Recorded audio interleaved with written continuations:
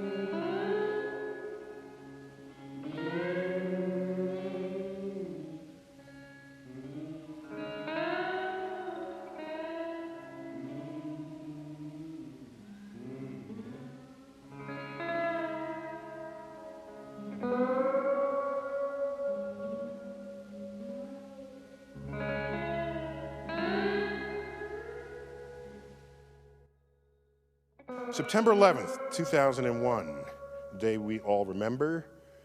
This happened 4 blocks from my residence. These are camcorder shots from my window. This is the North Tower on fire. The South Tower had just been hit about the 20th of a second before this frame was taken. You can see a piece of it punching out and the shadow of that. This is before the atomized fuel ignited, so it's really just the kinetic energy of the ship coming through.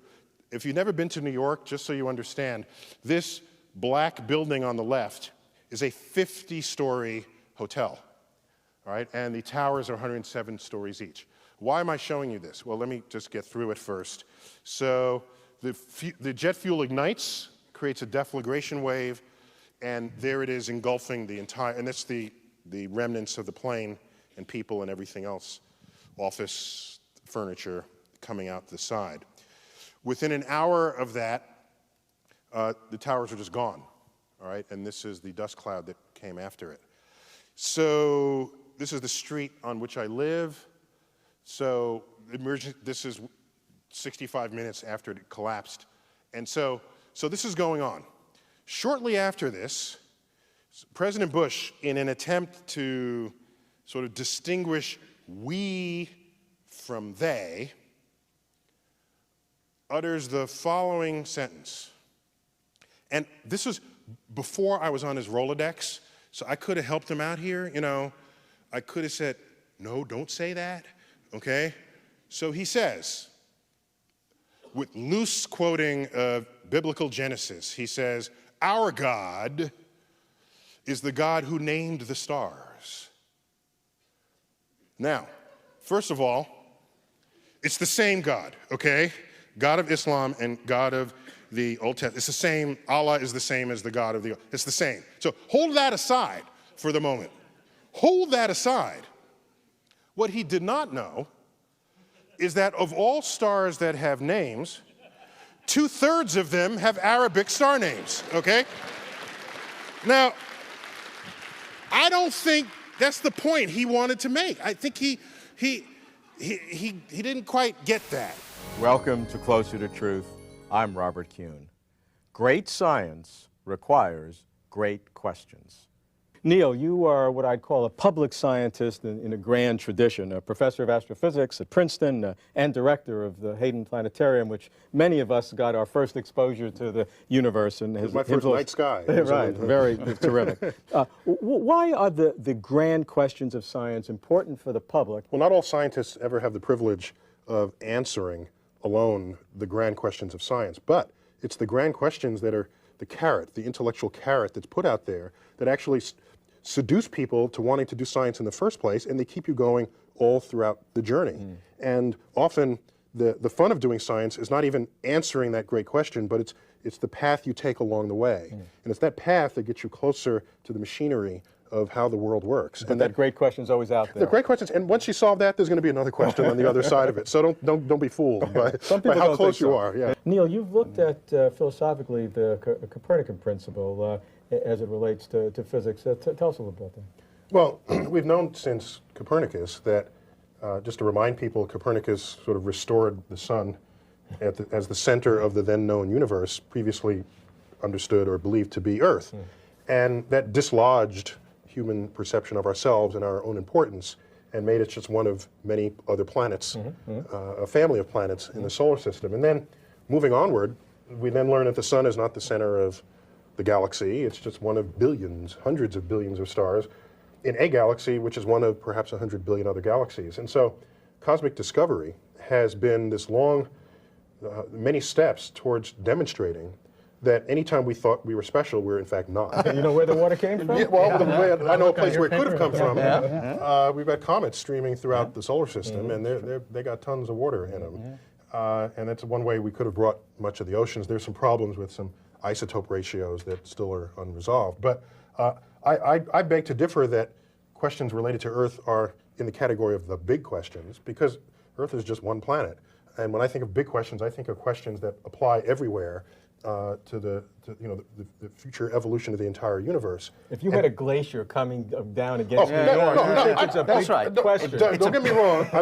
Earth, that's our planet. Let me give you one that is in fact generic, and that's the origin of magnetic fields in planets. Good, okay? there you go. Some planets have magnetic fields, others don't. The Earth's magnetic field reverses every 100,000 years or something like that. We don't understand how that happens. That's right. Okay? There you go. There's a big question, all right? But I still think the climate is a grand question because we really care about the answer. I guess what I try to do is I would think of it not so much as climate challenges on Earth, but generalizing it to planetary climates. And why does Jupiter's red spot survive? Why does it survive for 300 years? Sure, but you may get very different answers on different planets. It's going to be like biology, that there's a different answer in each system. You'd hope not, but that's something itself to know if in fact it requires a different explanation. There's some questions I don't want to risk wasting my question on because they may be dead ends. But the one that's not a dead end is, what is the nature and overall properties of dark matter in the universe, which is ubiquitous. We are dumb stupid about it. We don't know we know it's there because everything feels its gravity, but nothing else about it can be felt. There's more of it than what we can see. There's more of it than all the kind of matter we know that we're made of. So that's the frontier. Great science requires great questions. Great science requires great questions.